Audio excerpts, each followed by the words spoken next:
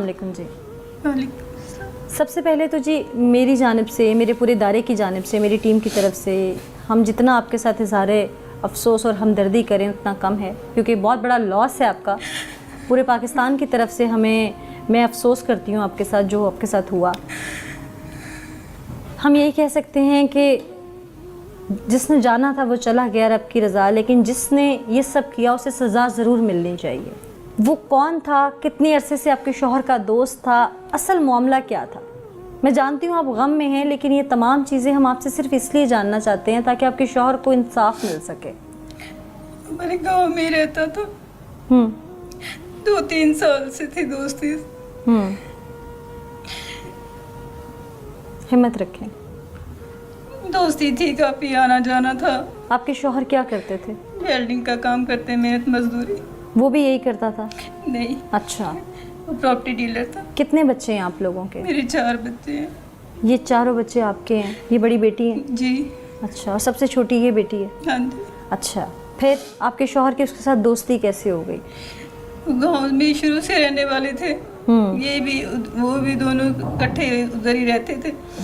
लेकिन 2-3 साल से दोस्ती ज़्यादा थी, इनकी आना जाना था। लेकिन पता नहीं बीच में क्या हुआ, मुझे नहीं पता। ना बाहर निकले हैं घरों से, ना कभी पूछा है।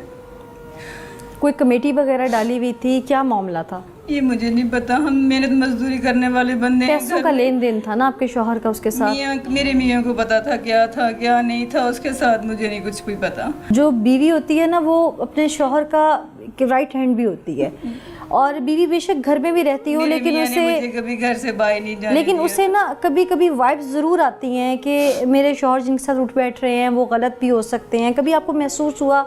ऐसा कभी महसूस नहीं हुआ। आपके बच्चे बेटे हैं, कभी आके उन्होंने बताया कि मामा वो आदमी हमारे बाबा का दोस्त है, वो ऐसा है वैसा है?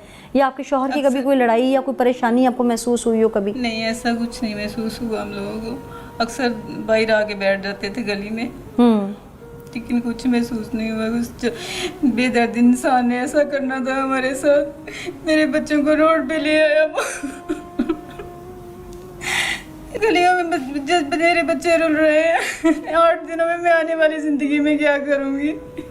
क्या हुआ उस दिन अचानक से? आपके शौहर घर से क्या क्या के निकले और फिर क्या हुआ?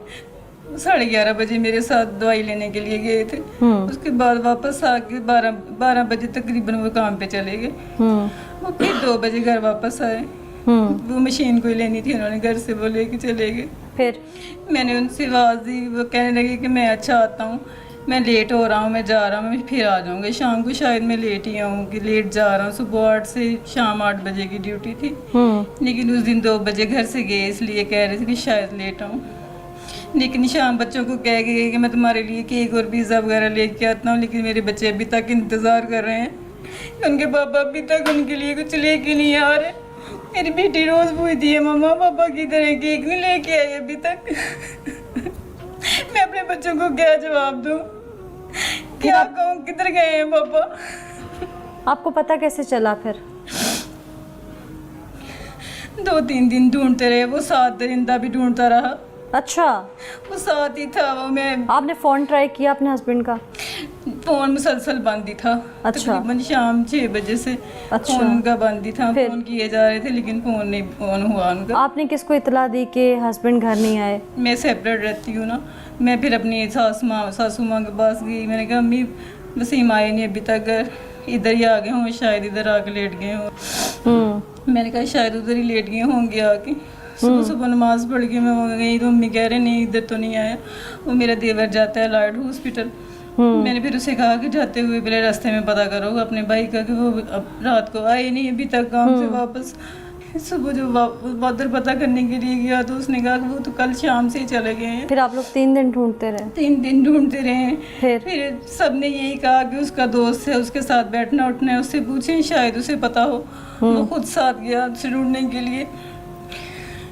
फिर उसने खुद ही बताया कि मैंने ऐसे किया, जुर्म कबूल कर लिया अपना। अब हमें इंसाफ चाहिए। हमें यार ये अपील है वज़ीर आलम उसके आगे कि हमें इंसाफ चाहिए। इंसाफ चाहिए।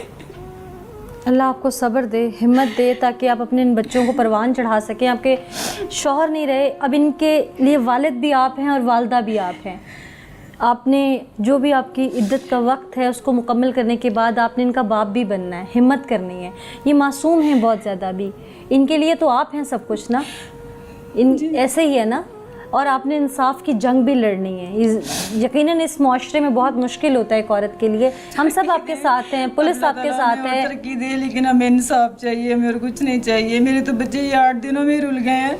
मैं आगे आने वाली ज़िंदगी में हिम्मत रखनी है आपने। बासियत औरत में आपको समझा रही हूँ कि आपने हिम्मत रखनी है और इंसाफ की जंग लड़ते रहना है, कभी भी डर के नहीं बैठना।